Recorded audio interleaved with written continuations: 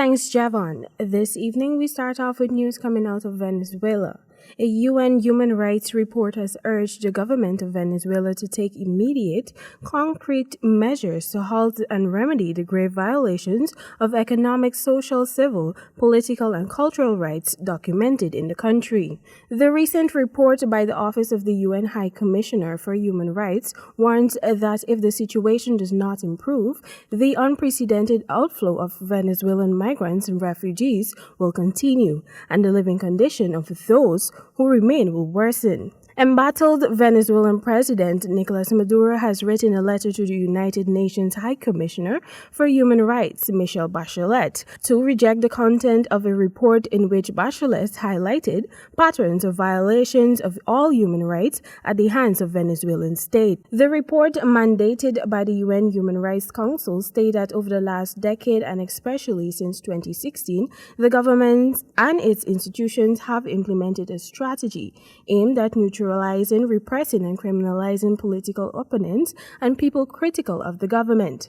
A series of laws and policies and practices has restricted the democratic space, dismantled institutional checks and balances, and allowed patterns of grave violations. The report also highlights that the impact of the deepening economic crisis that has left people without means to fulfill their fundamental rights to food and health, among others.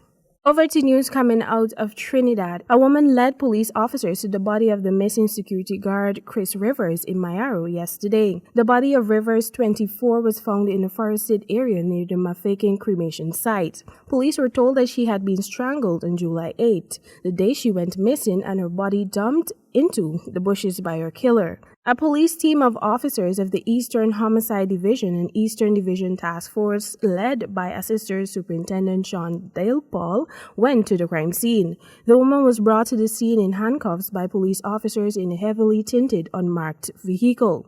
Together with officers of the Eastern Division Task Force, police searched the forested area in the location where they were told Rivers' body was dumped. The officers discovered the remains approximately 200 feet into the forested area, clad in clothing similar to that Rivers worn when she was last seen leaving the WASA substation in Naparipo, Mayaro Road, Rio Claro.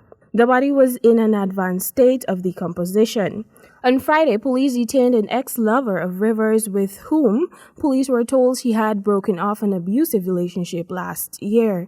The woman, a girlfriend of the ex-lover, was brought into police investigation over the weekend, police said. She lives at Tableland and works at a bar in Mayaro. When questioned by homicide detectives, she allegedly admitted to knowing what happened to Rivers. She allegedly told the police officers that the ex-boyfriend strangled Rivers with his hands at the house at Oilfield Road, Union Village, Mayaro. The woman alleged that a plan was hatched to dispose Rivers' body. She alleged that she remained in the vehicle as Rivers' ex-boyfriend took the body out of the vehicle and walked into the forested area. The woman claimed that he returned to the vehicle a few minutes later and drove off. And finally, news coming out of Jamaica. A Jamaican man has been sentenced to more than 2 decades in prison in the United States for running an international smuggling organization out of Freeport, Bahamas. Court records show that 44-year-old Michael Stapleton was extradited to the United States last year and sentenced to 21 years and 10 months last Thursday. A federal jury in South Florida found him guilty of 47 counts related to a people smuggling scheme.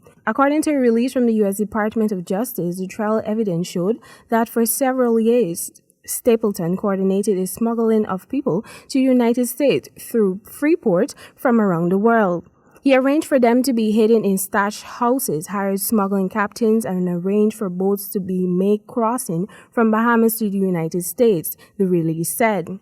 Testimony at trial showed that he also used the vulnerability of the people to exploit them by demanding more money from them after they were in his power, keeping them in deplorable conditions, mistreating them, and sending them out in unsafe boats, the release continued. In one smuggling venture, the release said the persons were pushed overboard in rough seas far from the beach, despite some of them not being able to swim. The court found that Stapleton was the leader organizer of the smuggling venture that involved between 20 to 99 victims, and he created a risk of substantial bodily harm, sexual assaulted 2 women, and possessed a firearm, the release said. In addition to the term of incarceration, Stapleton was ordered to serve 2 years of supervised release and pay a special assessment of US $4,700. And that has brought us to the end of your regional news this evening. Back to you, Javon.